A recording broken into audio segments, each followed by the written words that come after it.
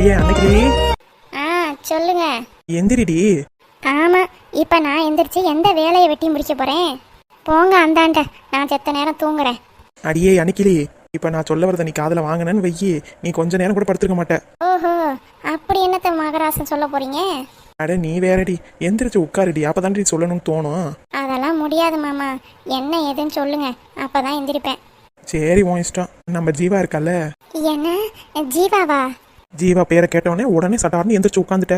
ஏங்க சொல்லுங்கங்க, ஜீவாவுக்கு என்ன ஆச்சு? அவ வராளா?